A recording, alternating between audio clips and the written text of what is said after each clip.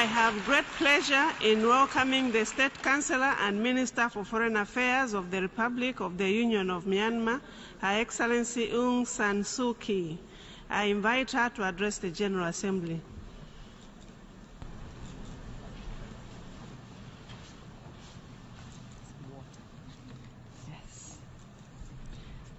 Madam Vice President, Excellencies, distinguished delegates, ladies and gentlemen.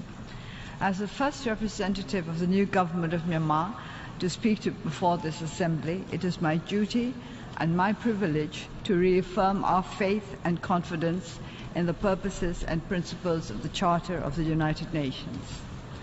The strength of this organization lies in its universality and legitimacy, anchored in the Charter and in the fundamental principles of international law. For all its imperfections and limitations, the United Nations remains a receptacle of our hopes for a more peaceful and prosperous world, a kinder, more compassionate home for all mankind. My country joined the United Nations as the newly independent Union of Burma in 1948.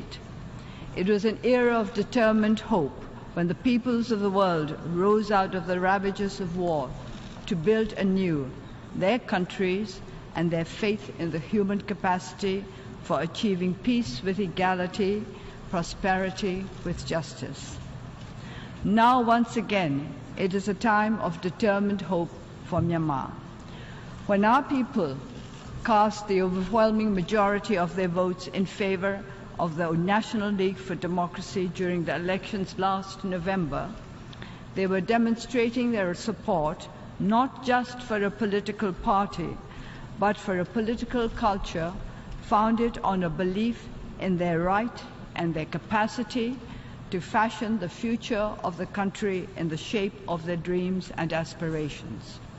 And these dreams and aspirations echo those that had led to the founding of the United Nations.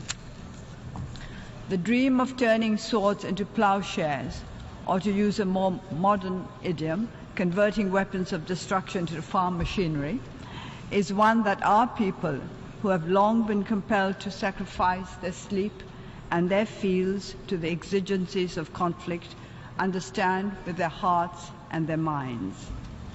To be safe in our own homes, to be confident in our capacity to realize our full potential, to be happy in the promise of progress for our young and security for our elderly, to be strong in our rights and duties as citizens of a peaceful and prosperous union. These are our simple aspirations. Simple, but it hardly needs to be said, not easy to achieve. And the only path that will lead us to our goals is the path of peace, the path that we must follow with hope and determination.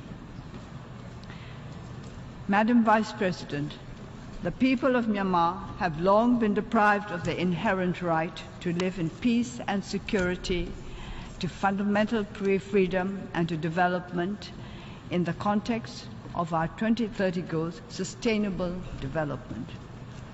For a country that has experienced over 6 decades of internal armed conflict, nothing is more important than the achievement of lasting peace and national reconciliation.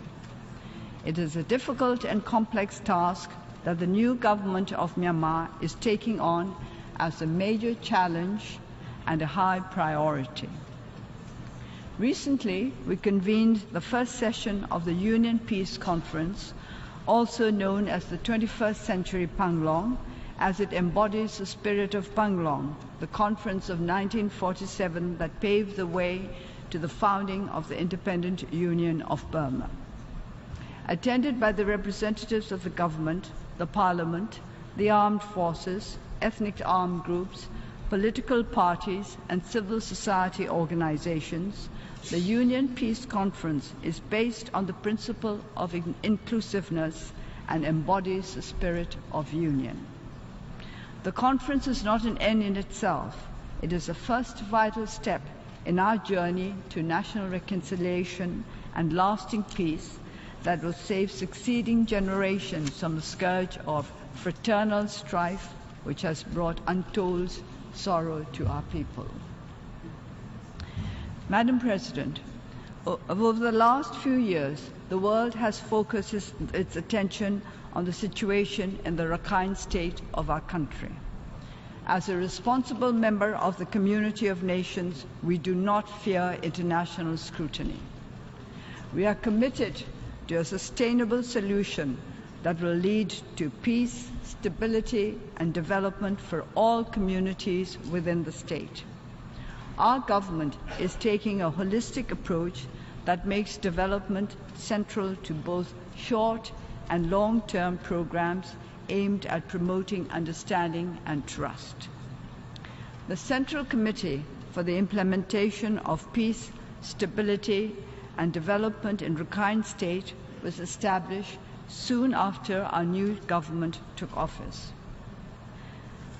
We are undertaking the task of establishing security, peace, and stability of law, scrutinizing immigration and citizenship, facilitating settlements and implementing socio-economic development, and coordinating and cooperating with the UN agencies and international organizations for providing humanitarian assistance. To buttress our efforts to address the issue comprehensively and more effectively, we have also established the Advisory Commission on Rakhine State, chaired by Dr. Kofi Annan, the former Secretary General of the United Nations. There has been persistent opposition from some quarters to the establishment of the Commission. However, we are determined to persevere in our endeavor to achieve harmony, peace, and prosperity in the Rakhine State. Here, I would like to take the opportunity to ask for the understanding and constructive contribution of the international community.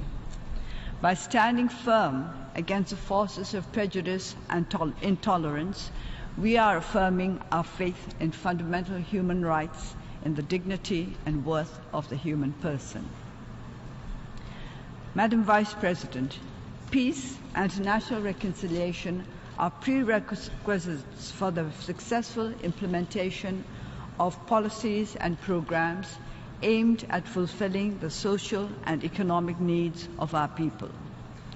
Myanmar's 2016 National Economic and Development Policy is designed to meet many of the Sustainable Development Goals, including the enhancement of infrastructure investment, agriculture, private sector, SMEs, and in particular, poverty alleviation, national reconciliation, job creation and preservation of national resources, capacity building, and creating opportunities for the young are the key objectives of our people-centered, inclusive policy. Madam Vice President, many of our shared concerns as members of the United Nations have been discussed comprehensively in this Assembly since the general debate opened yesterday. I will therefore touch upon just a few issues: migration, terrorism, nuclear disarmament, mindful of the President's exhortation to keep within the limits of the time allotted to each of us. I asked my delegation how it would be if I spoke for less than 15 minutes, and they assured me that it would make everybody very happy. Durable solutions to problems can be found only by investigating their roots.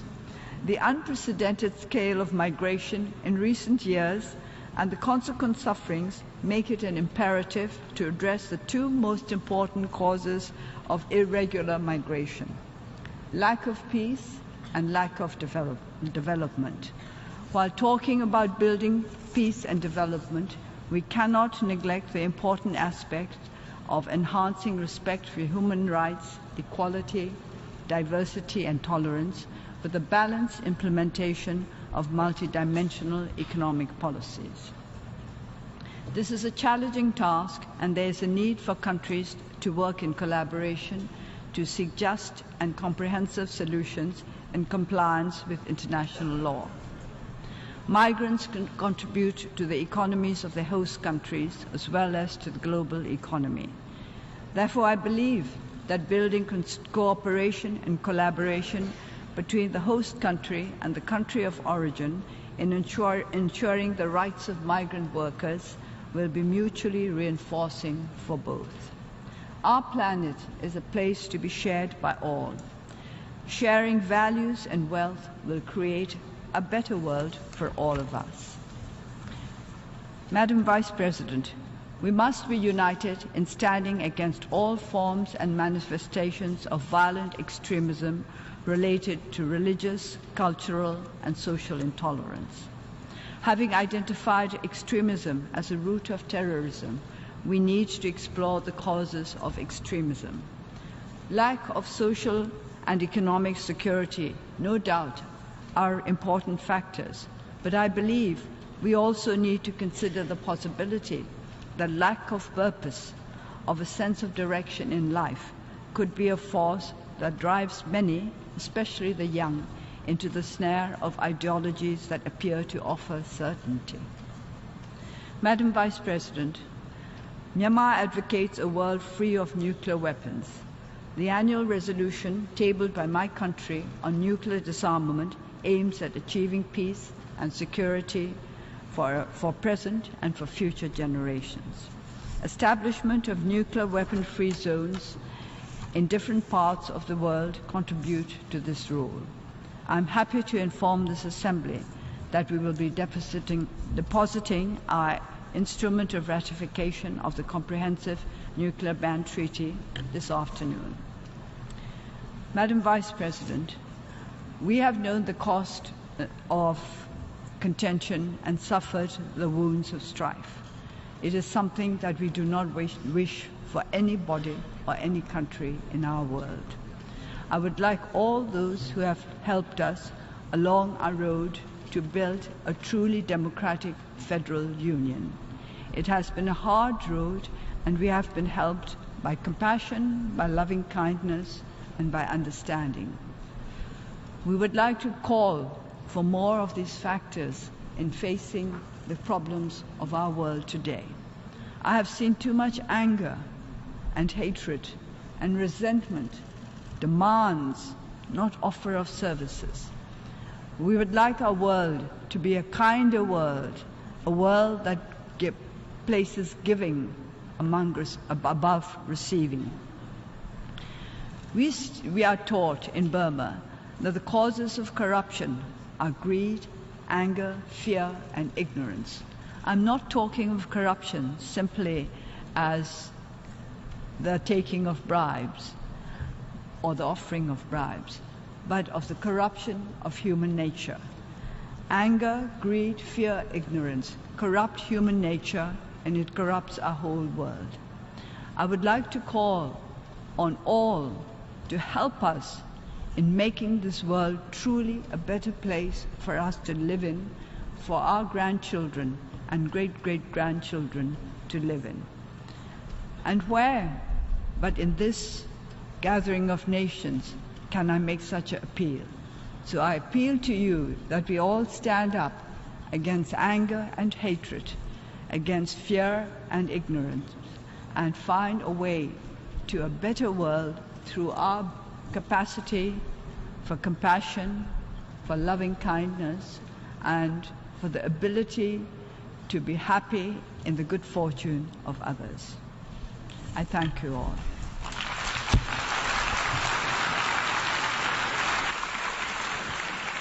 On behalf of the General Assembly, I wish to thank the State Councillor and Minister of Foreign Affairs of the Republic of the Union of Myanmar for the statement just delivered, and I request protocol to escort Her Excellency.